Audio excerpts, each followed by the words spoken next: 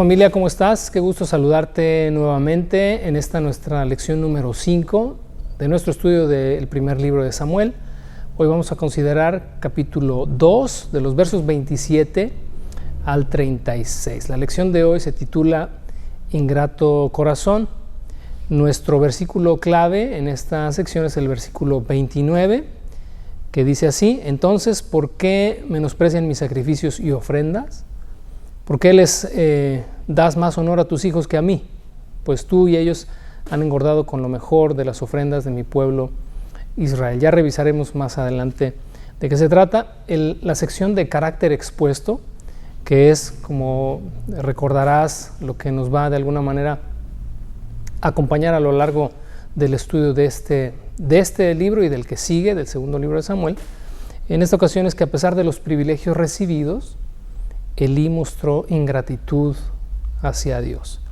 Ya revisamos la semana anterior, en el caso de la tolerancia de Elí hacia sus hijos, de la pecaminosidad de estos, de su falta de temor a Dios y del consecuentarles en cuanto a toda su conducta y Elí no hacer absolutamente nada al respecto. Es que ahora, en esta ocasión, Dios, a través de un hombre, ha de dirigirse a Elí con un mensaje muy particular, con una palabra muy, pero muy fuerte. Y creo que se deriva de precisamente esta actitud, en el caso de Elí, de esta actitud de menosprecio, de esta actitud de soberbia y de una condición, creo yo, permanente de ingratitud hacia Dios, a pesar de todo lo que Dios le había dado y los privilegios que le había concedido. El objetivo general de nuestra lección es considerar el menosprecio hacia las cosas de Dios y la tolerancia a condiciones pecaminosas como una expresión de ingratitud ante los favores recibidos. Precisamente una de las actitudes más desagradables de nuestro catálogo de características en cuanto a nuestra naturaleza humana es precisamente la ingratitud. La ingratitud es, de alguna manera, una falta de correspondencia hacia una persona cuando ésta ha mostrado favor, benevolencia o simplemente ha sido amable con nosotros. La ingratitud se manifiesta y se expresa a partir de no dar en consecuencia una buena actitud, simplemente de agradecimiento.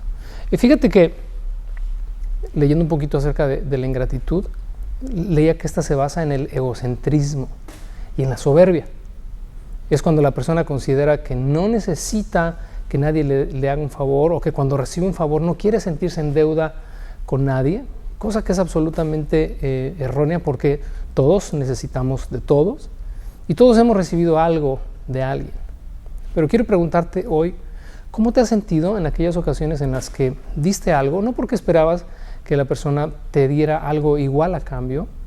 Pero creo que la gratitud es algo que todos, indistintamente todos, incluso Dios, cuando nos da sus favores, espera de nosotros. Si Dios lo espera, nosotros lo esperamos también.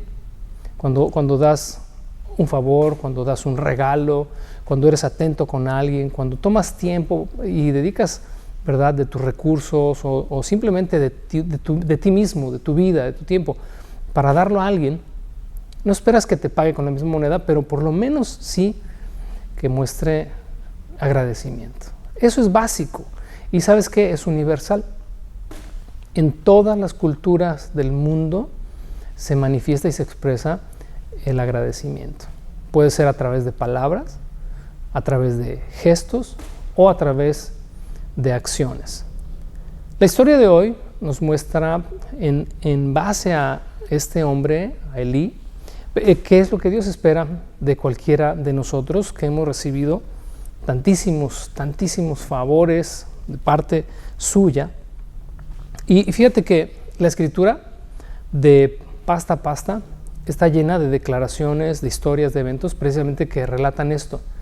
Dios está, cuando nos da, sí está esperando que nosotros correspondamos con agradecimiento. Y obviamente el agradecimiento necesita pies, es decir, no es simplemente una actitud del corazón.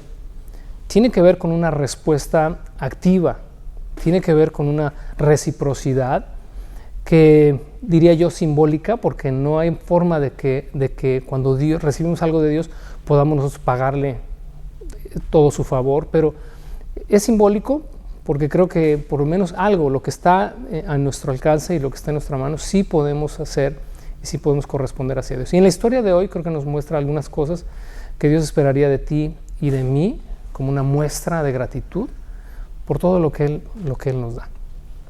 Dejemos pues que la lección hable por sí sola y vamos ahí al capítulo 2, en los versos 27 en adelante, y yo me gustaría que esta historia nos contestara la pregunta de cómo podemos aprender a ser agradecidos. Porque fíjate que también en la cuestión de la gratitud pudiera ser en algunos casos que es una cuestión de educación. Si desde niño te fomentaron que cuando recibías a alguien un favor, o un regalo, siempre dijeras gracias, gracias, gracias. Y nos hablan tal vez en muchas ocasiones que la gratitud abre las puertas, que la gratitud es una expresión que no debe faltar siempre que alguien te favorece, ¿no? Pero algunos tal vez no les educaron de esa manera y trasladan este mal hábito, esta mala costumbre, a su relación con Dios. Y tan es así que Dios espera gratitud. ¿Te acuerdas cuando los evangelios relatan aquella ocasión en la que 10 leprosos fueron sanados? El Señor les dijo, vayan, preséntense con el sacerdote, ofrezcan la ofrenda de la que escribió Moisés, y en el camino dice que los 10 fueron sanados. Y uno volvió, y precisamente era un samaritano. Y Jesús dijo, hey, ¿no fueron 10 los que recibieron la salud? Porque solamente regresó uno, y los otros 9 ¿dónde están? Historias como esa y expresiones a lo largo de la Escritura nos muestran que Dios espera de nosotros un corazón agradecido que actúe en consecuencia a lo que Él nos ha dado. Y entonces la pregunta es, pues, ¿cómo puedo aprender a ser agradecido si es que me doy, a partir del día de hoy me doy cuenta de que yo no soy una persona agradecida con Dios? Bueno, dejemos que la historia misma nos hable. Y en primer lugar, una de las cosas que nos ayudaría muchísimo para aprender a cómo tener un corazón agradecido y a cómo evitar el ser ingratos es no olvidar y no olvidar. Mira, los versos 27 al 29 dicen así: cierto día un hombre de Dios vino a Elí y le dio el siguiente mensaje del Señor: yo me rebelé a tus antepasados cuando eran esclavos del faraón en Egipto. Elegí a tu antepasado a Aarón de entre todas las tribus de Israel para que fuera mi sacerdote, ofreciera sacrificios sobre mi altar, quemara incienso y vistiera el chaleco sacerdotal cuando me servía. Y les asigné las ofrendas de los sacrificios a ustedes, los sacerdotes. El sacerdocio siempre ha sido, y obviamente en los tiempos bíblicos fue, una posición de privilegio y de honor, un distintivo que estas personas recibieron a diferencia del resto del pueblo. La tribu de Leví, recordarás, fue una tribu que Dios separó aparte de las otras 11 tribus, y a ellos les dio precisamente este honor de poder servir en el tabernáculo.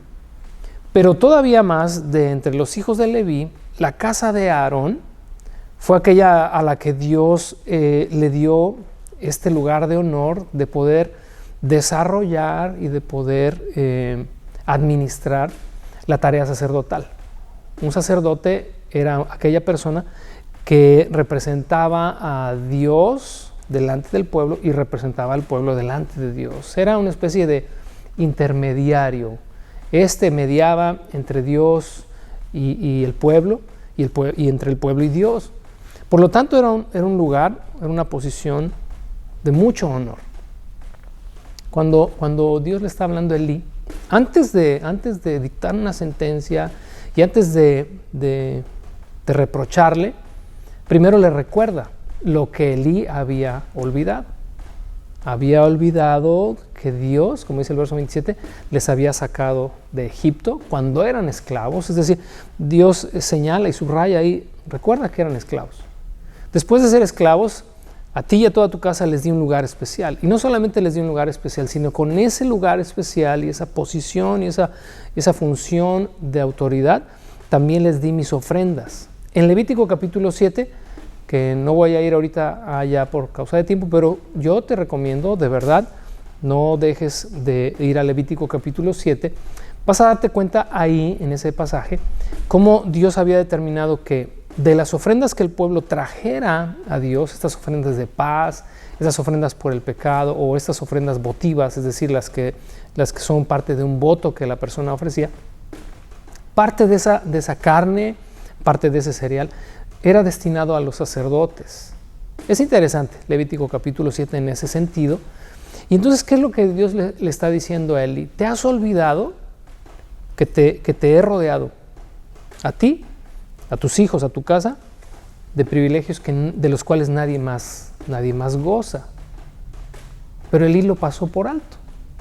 Y entonces, creo que tenemos que ser en ese sentido conscientes y tenemos que ser intencionales en cuanto a no olvidar. Una persona ingrata es aquella que olvida que alguien le hizo un favor, olvida que alguien le recibió en su casa, olvida que alguien le hospedó, olvida que alguien le ayudó cuando tuvo una necesidad, olvida todas esas cosas porque es egocéntrico. Te decía, la ingratitud tiene su origen en el egocentrismo, pero también en la soberbia. Es aquella persona que considera que, bueno, si se le dio, pues nadie tiene por qué reprocharle o echarle en cara lo que le dio, pero eso en realidad es un acto de soberbia, porque lo que demuestra es que no está dispuesto a vivir en una actitud de gratitud hacia aquellos que le extendieron la mano. Fíjate, en Deuteronomio capítulo 6, verso 12, por eso te decía que la escritura misma nos recuerda una y otra vez que Dios sí espera que nosotros no olvidemos y que recordemos los privilegios que Él nos ha dado. En Deuteronomio 6:12 dice: ten cuidado de no olvidarte del Señor tu Dios que te rescató de la esclavitud de Egipto.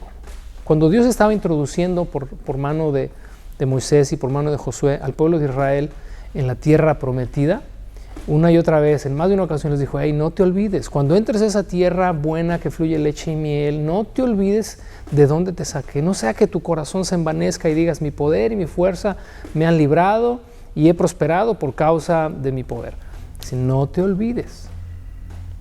En el Salmo 103, famosísimo Salmo 103 de David se tiene que hablar a sí mismo, y yo creo, por eso te decía que tiene que ser algo intencional y tiene que ser algo consciente, esta búsqueda de recordar continuamente los favores y las bendiciones de Dios. David escribe: bendice alma mía al Señor y bendiga todo mi ser su santo nombre. Bendice alma mía al Señor y no te olvides de ninguno de sus beneficios. Él es el que perdona todos tus pecados, todas tus faltas, el que sana tus dolencias, el que rescata del hoyo tu vida, etcétera, etcétera, etcétera, etcétera. Pero comienza así el Salmo. David hablando a su alma, diciendo: hey, no te olvides. No olvides ninguno de sus beneficios. ¿Por qué es que la Escritura nos invita y nos exhorta a no olvidar? Porque, bueno, precisamente también en el catálogo de características de la naturaleza humana también está la amnesia. Solemos olvidar, abandonar aquellos actos, aquellos momentos en los cuales recibimos un favor, particularmente, y en esta ocasión, hablando acerca de los favores que recibimos de Dios.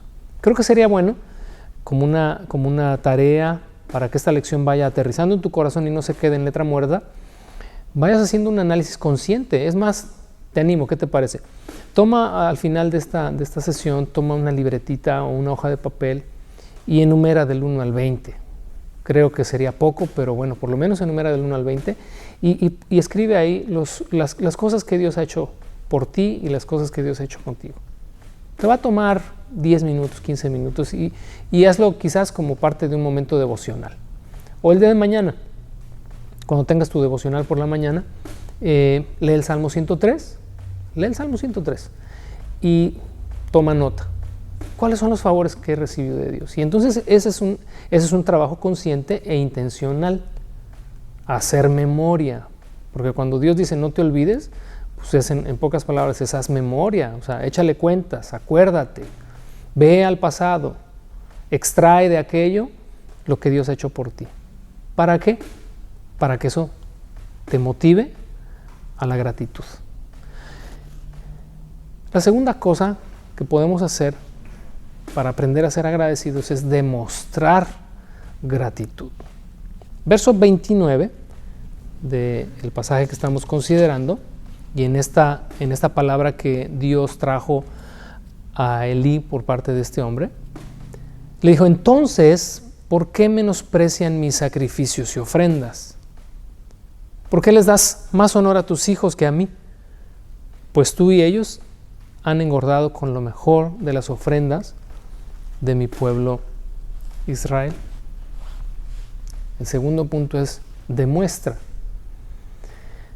Si solamente extraemos del pasado, de las experiencias pasadas, los favores que Dios nos ha dado, y quedan en nuestro corazón como, pues sí, como algo por lo cual tenemos que decirle a Dios gracias solamente, pero eso no tiene pies, como te decía hace un momento. Es decir, si no es algo tangible, si no lo expresamos de alguna manera, pues creo que sería un ciclo incompleto. Creo de alguna manera que no tendría sentido alguno. La gratitud se manifiesta. Mira,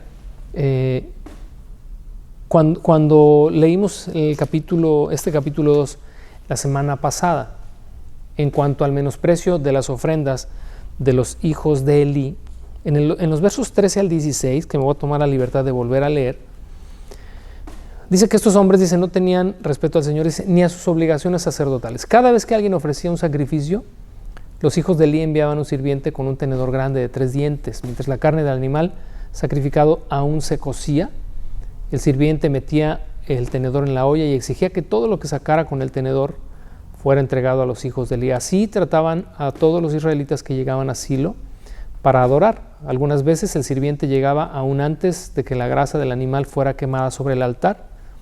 Exigía carne cruda antes de que hubiera sido cocida para poder asarla. Si el hombre que ofrecía el sacrificio respondía: toma todo lo que quieras, pero solo después de quemarse la grasa, el sirviente insistía: no, dámela ahora o la tomaré por la fuerza. Así que el pecado de estos jóvenes era muy serio ante los ojos del Señor, porque trataban las ofrendas del Señor con desprecio. En este recordar los favores de Dios para poder proceder en gratitud y demostrar gratitud, en el caso de los hijos de Elí, tú sabes, había una prescripción muy clara en cuanto a cómo es que debían ser tratadas las ofrendas. Ahí en Levítico 7, el pasaje que te di hace un momento, también explica, ¿verdad?, cómo aquel que venía a ofrecer su ofrenda debía cumplir con un protocolo, ¿no?, de quemar la grasa. Esta grasa, este humo, ¿no?, tenía que subir y era como un olor grato delante de Dios. Parte de esa comida, de esta carne que tenía que ser hervida, era la porción de los sacerdotes, pero no podía ser cruda porque no tendría que ser asada, ¿no? O sea, olvídate, si eras sacerdote, de comer tacos de carne asada. Tenía todo un protocolo, porque Dios así lo había prescrito. Pero estos muchachos, como no tenían temor de Dios, dice que trataban con desprecio las ofrendas porque querían comer una carne asada. Entonces querían tomar la carne cruda, no daban valor alguno a las cosas de Dios. Ese es el primer elemento de ingratitud en cuanto al menosprecio. ¿Cómo lo podemos aplicar a nuestra experiencia? Porque te repito, no se trata solamente de tener un corazón agradecido, sino de mostrar gratitud. Y una forma de demostrar a Dios gratitud es que sus cosas, sus asuntos, sus negocios, todo lo que tiene que ver con Dios, el ministerio que nos ha dado, el servicio que le ofrecemos, aún el cuidado de nuestro auditorio, por ejemplo, porque finalmente todo eso son las cosas de Dios, o toda aquella actividad a la cual el Señor nos envía. Todo eso tiene que ser visto con respeto.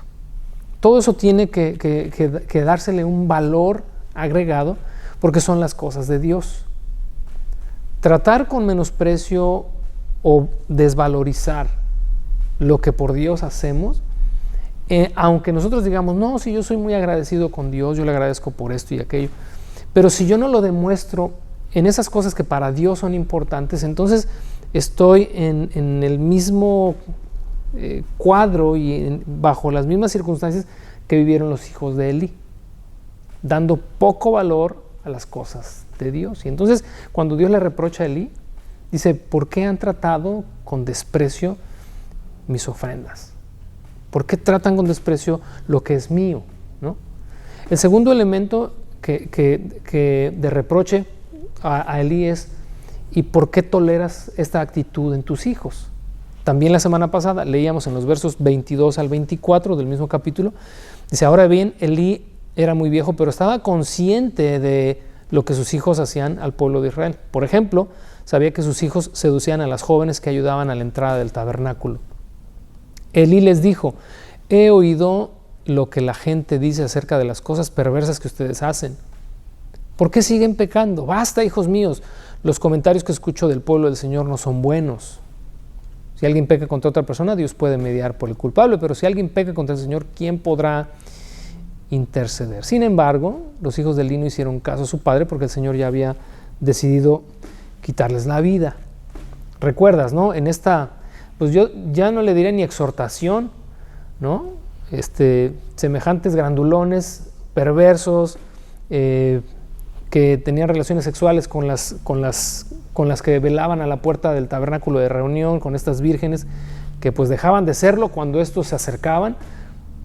Todas estas cosas obviamente las hicieron los hijos de Elí, pero Elí era el sumo sacerdote y por lo tanto era el responsable, era el vigilante, era el supervisor, era aquel que tendría que velar por los intereses de Dios. Sin embargo, en lugar de hacerlo, pues está temblando, bro.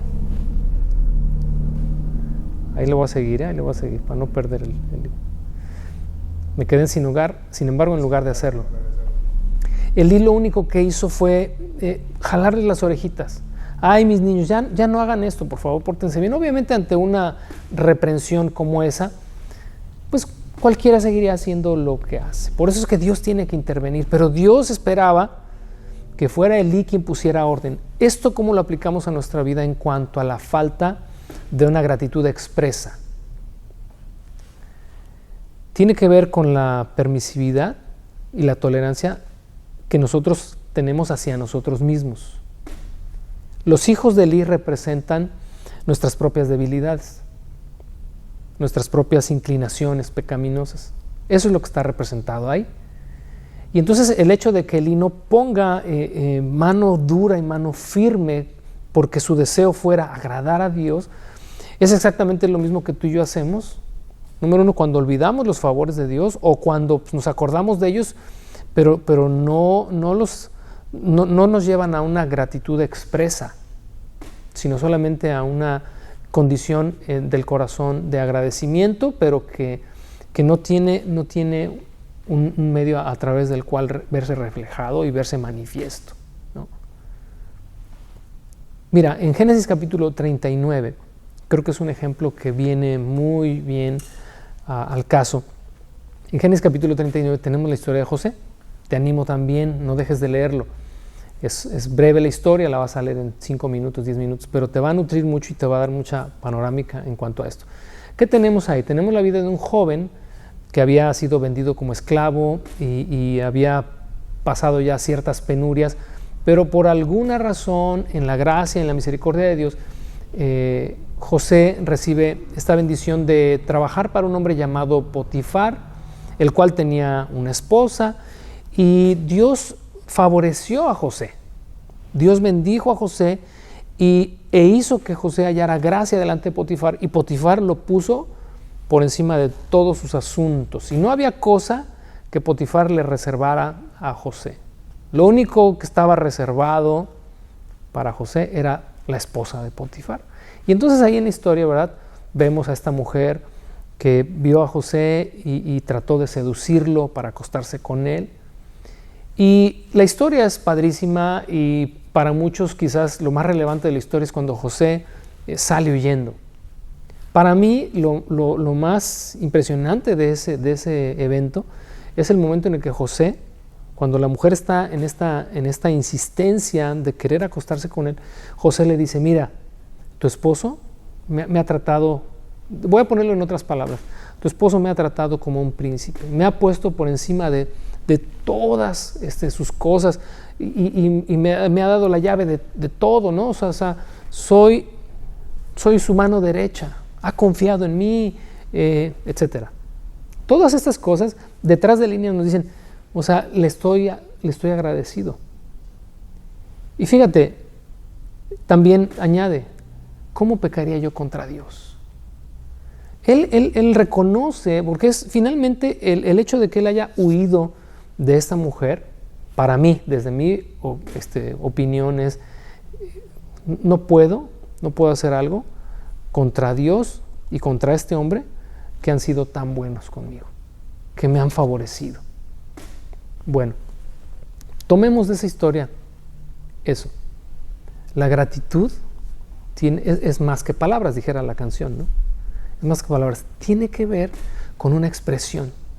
Por lo tanto, así para resumir este segundo punto que demuestra la gratitud, número 1 es no menosprecies las cosas de Dios.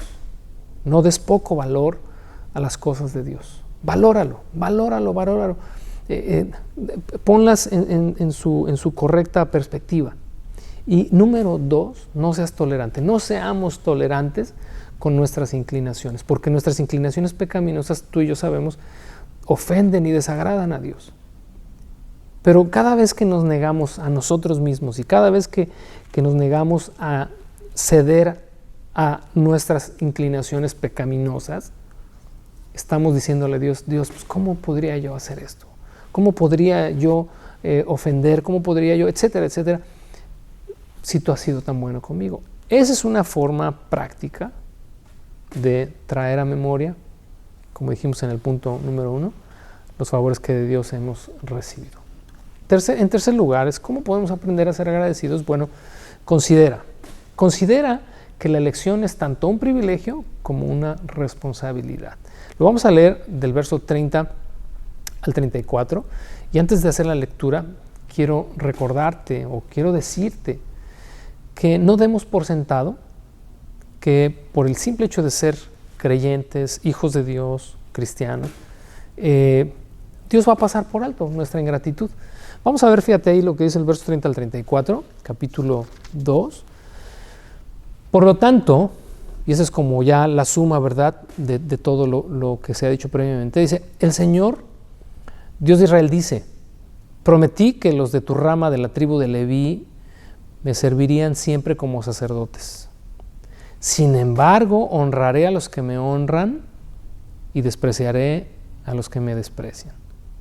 Llegará el tiempo cuando pondré fin a tu familia para que ya no me sirva en el sacerdocio. Todos los miembros de tu familia morirán antes de tiempo, ninguno llegará a viejo. Con envidia mirarás cuando derrame prosperidad sobre el pueblo de Israel, pero ningún miembro de tu familia jamás cumplirá sus días.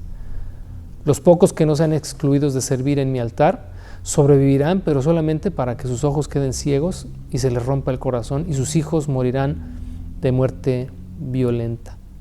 Y para comprobar que lo que dije será realidad, haré que tus 2 hijos, Ofni y Finés, mueran el mismo día. Te decía, a veces equivocadamente suponemos pues que ya somos creyentes y ya la tenemos resuelta, que pudiéramos ser ingratos y no pasa nada. De todas maneras, pues Dios es fiel, ¿no? Como equivocadamente hemos interpretado 2 de Timoteo, si nosotros fuéramos infieles, pues Dios permanece fiel. Pero me encantaría, fíjate, hablando de esto, y antes de dar algunas otras comentarios al pasaje que acabamos de leer, que vayamos a 2 de Timoteo. Hay 2 de Timoteo capítulo 2, versos 11 y 13, 11, 12 y 13. Está precisamente esta declaración que hace el apóstol Pablo, y dice, la siguiente declaración es digna de confianza, ¿no? Y cuando dice esto es porque no está sujeta a cambios ni a debates. Dice, si morimos con Él, también viviremos con Él. Yo quiero que observes en estos versos 11, 12 y 13 estos llamados sí condicional. Es decir, es un si haces esto, entonces aquello, ¿no? Es como cuando dijo Jesús, ustedes son mis amigos si hacen lo que yo les mando. Esto, hay una condicionante. Y eso lo encontramos a través de toda la Escritura, ¿no? Si yo, cuando Dios al pueblo, si yo te meto en esta tierra y te doy, pero te olvidas de mí, entonces, ¿no? Pero si vas detrás de dioses ajenos, entonces esto y aquello. Cuando Salomón dedicó el templo, ¿no? En el libro de los Reyes, Dios dijo, bueno, esa es la casa, ¿verdad?, que dedico como casa de oración, será llamada casa de oración, y yo voy a bendecir al pueblo, etcétera, etcétera. Pero si se olvidan de mí, van tras dioses ajenos, dice, esta casa será derribada y será para burla de todos. Siempre hay una condicionante en el Antiguo y en el Nuevo Testamento. ¿Por qué? Y es algo que tenemos que considerar.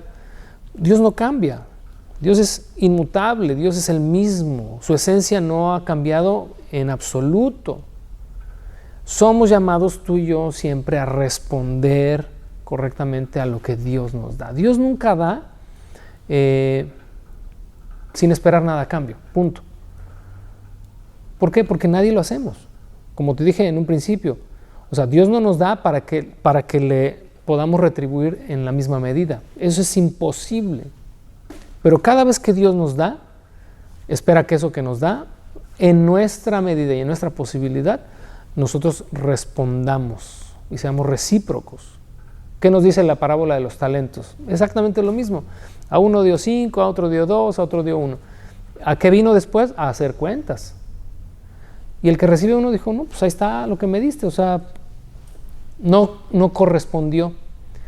No respondió con una gratitud expresa. Y ya, la historia en esa parábola ya la conoces. Y así de pasta a pasta. Así que no consideremos que todo está resuelto. Mira, aquí en 2 Timoteo 2, continuando con estos sí condicionales, dice ahí la segunda parte del verso, el verso 12 dice, si soportamos privaciones, reinaremos con Él. Si lo negamos, Él nos negará. Si somos infieles, y creo que es aquí donde tenemos un grave error de interpretación de tiempo atrás, dice, si somos infieles, Él permanece fiel, pues Él no puede negar quién es. Solemos interpretarlo a partir de un plano positivo, es decir, si yo soy infiel a Dios, y esta infidelidad se puede traducir como ingratitud, o como leímos en el punto anterior, ¿no? O sea, con una falta de expresión de mi agradecimiento, menospreciando las cosas de Dios, siendo tolerante con actitudes pecaminosas, eso es infidelidad. Pero si yo soy infiel, dice, Él permanece fiel. O sea, en otras palabras, para nosotros en nuestra mente, equivocadamente, pensamos, bueno, no va a cambiar nada. Dios va a seguir amándome, Dios va a seguir perdonando, porque Él no cambia. Bueno, déjame decirte que este verso 13 tiene una connotación negativa y no positiva. Cuando está diciendo que porque miren el verso 12, antes, o sea, palabras antes, dice, si le negamos, Él nos va a negar. Si somos infieles, o sea, ¿qué nos hace pensar que cambió la perspectiva en esta declaración? O sea, si somos infieles, dice, Él permanece fiel. ¿A qué es a lo que permanece fiel? Él permanece fiel, por ejemplo, a la declaración del verso anterior. Él permanece fiel a que si tú le niegas, a que si yo le niego, Él también te va a negar. Él permanece fiel a lo que acabamos de leer allá en el verso 30 de 1 Samuel 2. Yo voy a honrar a los que me honran, pero voy a despreciar a aquellos que me tratan con menosprecio. Esa es una declaración firme del carácter de Dios, y Él va a permanecer fiel a eso. Por lo tanto, la connotación del verso 3 es una connotación negativa. La primera parte de esta declaración es positiva. Si morimos con Él, viviremos con Él. Y si soportamos privaciones, reinaremos con Él. Positivo. Y luego negativo. Si le negamos, Él nos negará. Y si somos infieles, Él permanece fiel. ¿Por qué? Porque Él no puede negar quién es. Él es un Dios de verdad, es un Dios de justicia. Y esas cosas no han cambiado. ¿Qué es lo que tenemos también en el pasaje que acabamos de leer? La pérdida de los privilegios. Cuando revisaba esto, recordé Apocalipsis 3:11, ¿no? Y está hablando el Señor Jesús, y acuérdate, le está hablando a la iglesia. Dice, retén lo que tienes para que ninguno tome tu corona. Obviamente ahí la connotación es otra, pero el principio creo que es el mismo. Tú o yo hoy podemos tener privilegios que Dios nos da, Puede ser un privilegio en cuanto al servicio, puede ser un privilegio en cuanto a un don recibido, puede ser un privilegio en cuanto a una función de autoridad dentro de su pueblo. No sé, tu trabajo, tu casa. Hay muchas cosas, muchísimas cosas en las cuales Dios puede habernos dado un lugar de honor. Bueno, no des por sentado que eso que hoy tienes, si es que tuviéramos una actitud abierta de ingratitud, no pienses que eso lo tenemos asegurado. Eso se puede perder, por supuesto que se puede perder. Y puede ser tomado por alguien más. ¿Cómo nos ilustra el Nuevo Testamento esto? Hay una parábola que Jesús contó acerca de una higuera, que dice, el dueño de una viña tenía una higuera plantada en su viñedo. Dice, pero era una higuera que no daba fruto. Y entonces dice que vino el dueño de la finca y dijo, hey, córtala, sácala porque no da fruto y está inutilizando la tierra. Y entonces dice que el labrador, que creo que en esta escena y en esta parábola representa a Cristo, nuestro intercesor, dijo, hey, déjame que cabe alrededor de ella. Al cavar alrededor de ellas es porque se cortan las raíces y se obliga al árbol a echar raíces más profundas y no superficiales. Déjame cavar alrededor de ella y abonarla. Y démosle este año. Si para el próximo año no da fruto, la cortamos. Porque sí, está inutilizando la tierra. No está en el Antiguo Testamento, está en el Nuevo Testamento. O sea, no demos por hecho que estos espacios de privilegio y de honor que Dios nos da no demanden de nosotros una actitud de agradecimiento. Entonces, en tercer lugar está esto, considera que hay una gran posibilidad de echar por la borda todo lo que hemos recibido. Pero bueno, creo y espero que no será el caso de ninguno de nosotros. La idea en esta lección es precisamente ver a través del espejo de la experiencia de Elí cuáles son las cosas en las que no debemos caer. Hay algunos detalles acá en cuanto a el cumplimiento de esta profecía de la muerte de los hijos de Elí, lo vamos a ver en el capítulo 4.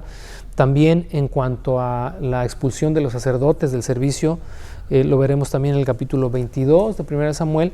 Y en 1 Reyes capítulo 2 veremos de la misma manera cómo Abiatar fue el último de los sacerdotes de la casa de Aarón y cómo también por mandato de Salomón Abiatar también perdió su lugar. Y entonces, y dice ahí 1 Reyes 2, 26, que así es como se cumplió la palabra que Dios había dado a Elí a través de este hombre.